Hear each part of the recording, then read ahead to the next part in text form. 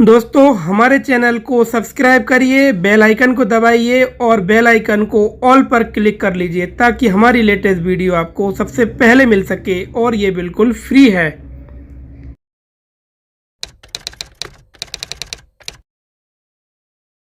Hello friends, इस video में हम बात करेंगे विधवा स्त्री का सास ससुर की संपत्ति में कितना हक है और कितना नहीं है। तो दोस्तों, मेरा नाम है एडवोकेट राजेश लोधी। आप सभी का एक बार फिर से स्वागत है हमारे यूट्यूब चैनल पर। दोस्तों, वीडियो बड़ी काम की है और वीडियो को बड़े ध्यान से देखिए, काफी इंफॉर्मेटिव वीडियो है दोस्तों। तो चलिए शुरू करते हैं। दोस्तों, इस वीडियो में हम बात करेंगे विधवा स्त्री को जो भरण पोषण की राशि है वो कौन देगा, विधवा स्त्री को जो संपत्ति है ससुर की कौन कौन सी संपत्ति पर अधिकार है, और तीसरा जो पॉइंट है दोस्तों, विधवा स्त्री के पति की जो संपत्ति है उसका कौन सा हिस्सा विधवा स्त्री को मिलेगा। तो इन तीनों टॉपिक पर डिटेल में बात करेंगे, इसलिए वीडियो को ध्यान से देखिएगा दोस्तों। भरण पोषण अधिनियम 1956 की धारा 19 के तहत अगर कोई विधवा स्त्री कमाती नहीं है और कोई नौकरी नहीं करती है, कोई व्यवसाय नहीं करती है और उसने कोई भी अपने जो पति की संपत्ति जो है उसके नाम नहीं हुई है, तो ऐसी स्थिति में जो विधवा स्त्री है उसका ससुर उसको भरण पोषण की राशि देगा। तो यहाँ पर समझने वाली बात यह है कि कुछ कंडीशनें हैं, उन कंडीशनों को आपको अच्छे से डिटेल में समझना पड़ेगा।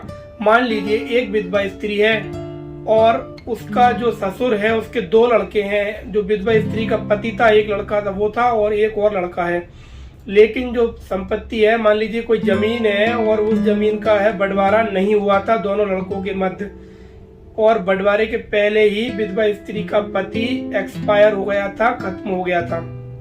तो अब एक लड़का जो है ससुर का बचता है। ऐसी स्थिति में दोस्तों ससुर ने जमीन नाम नहीं कराई थी और पूरी जो जमीन है ससुर के नाम है। अब यहाँ पर विधवा स्त्री जो है भरण पोषण अधिनियम 1956 की धारा 19 के तहत ससुर के खिलाफ वाद ला सकती है, वो कोर्ट में केस दर्ज करवा सकती है भरण पोषण की राशि वसूल करने के लिए। लेकिन इसके विपरीत स्थिति अगर दूसरी हो, मान लीजिए कि ससुर ने दोनों लड़कों के नाम पे अपने हिस्से की जो संपत्ति थी दोनों का बंटवारा कर दिया और जो स्त्री की के नाम वो संपत्ति आ चुकी है, मतलब कि जो विधवा स्त्री थी उसके पति के नाम जो संपत्ति थी पति की मृत्यु के बाद उसके नाम आ गई है, तो ऐसी स्थिति में विधवा स्त्री अपने ससुर पर भरण पोषण का केस नहीं लगा पाएगी, क्योंकि वो पहले से ही पति की संपत्ति से भरण पोषण कर रही है। तो उम्मीद करते हैं ये पहला पॉइंट आपको समझ आ गया होगा। अब दोस्तों हम बात करेंगे दूसरे पॉइंट पर। अब दोस्तों दूसरा पॉइंट है कि विधवा स्त्री को कौन कौन सी संपत्ति पर अधिकार है।